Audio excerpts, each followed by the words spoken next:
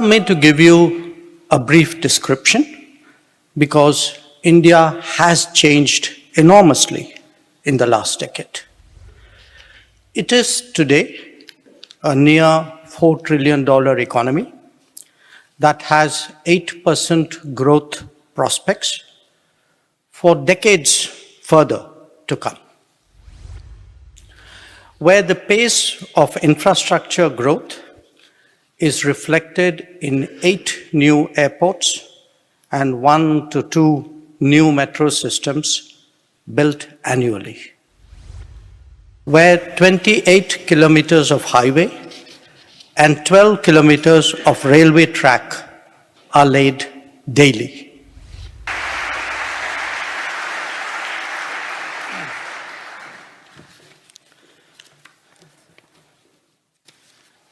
Foreign Minister Baerbock, Annalena, Ambassador Ackerman, dear friends. Let me begin by saying what a great pleasure it is to share my views on the subject of India, Germany, and a changing world. And let me come directly to the point because I understand time is at a premium. Now, most of you would be familiar with India in some manner. You may or may not have served there, visited there, but you would have a broad sense of it. But allow me to give you a brief description because India has changed enormously in the last decade. It is today a near $4 trillion economy that has 8% growth prospects for decades further to come. Where the pace of infrastructure growth is reflected in 8 new airports and 1 to 2 new metro systems built annually. Where 28 kilometers of highway and 12 kilometers of railway track are laid daily. Its embrace of digital technologies is creating a public infrastructure on a massive scale. It has enabled, in the last decade, a housing program that has benefited about 170 million people, a health coverage of 660 million, and loans that are given annually to 58 small businesses. India records the highest digital financial transactions in the world, which are currently about 13 billion each month. It has the third largest startup ecosystem with 117 unicorns. Now, in addition to this, I want to stress that its human resources are also being transformed. Universities and colleges have virtually doubled in the last 10 years. There are more than 1,600 global capability centers in India that generate about $120 billion worth of business every year. The relevance of Indian talent to global workplace is visible in so many services and professions and driving a global interest in concluding mobility agreements with us. This is now an India of moon landings and a Mars mission, a prolific manufacturer of vaccines and medicines, increasingly important to the global semiconductor industry and to contract engineering. Now, having said that, let me also be clear that there is much for us to do and a lot for us to grow. Recognizing this, the Modi government, early in its third term, has already embarked on a number of important initiatives. We plan to create 12 new industrial zones across the country to boost manufacturing. Accelerating skills development is a major focus. New logistics initiatives will target ports, highways, and railroads and our aviation industry is set for a major expansion. Now, in all of this, foreign policy matters. It matters because global technology, resources, and best practices can make a big difference to our future. When India engages Germany and the European Union, this is a key consideration. For partners like you, it could mean both expanding markets and reliable supply chains. But there is a larger picture as well. Whether it is green and clean energy, sustainable urbanization, or new and emerging technologies, our cooperation contributes to a better world. As we enter the age of AI, of electric mobility, of green hydrogen, of space and semiconductors, the case for our collaboration only becomes stronger. While doing so, we must also assess our relationship in the context of the state of the world. Whether it is the volatility of pandemics, climate events, conflicts, or coercion, there is a growing interest in forging more reliable and resilient supply chains.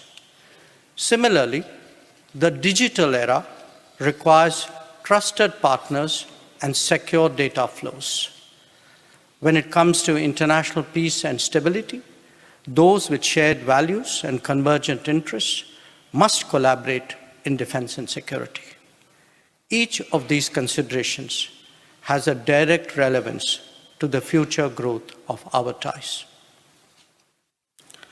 So with those words, allow me to flag some specific points in regard to our relationship.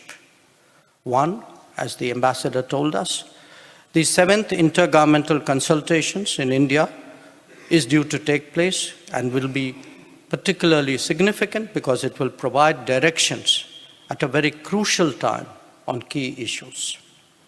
Two, our trade, currently at about 30 billion euros annually, and the mutual investment levels can surely do better.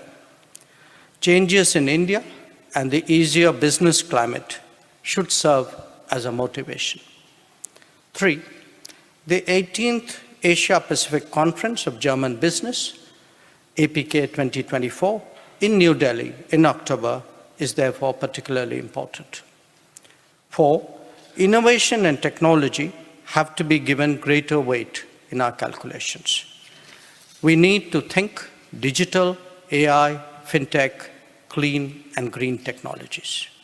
Five, defense cooperation must be given greater thought, especially as the Indian private sector expands in that domain. It will require export controls updating as well. We welcome the recent air exercises between India and Germany and await the impending ship visits to Goa. Six, our green and sustainable development partnership is making sure and steady progress. We have concluded 38 agreements to the tune of 3.22 billion euros.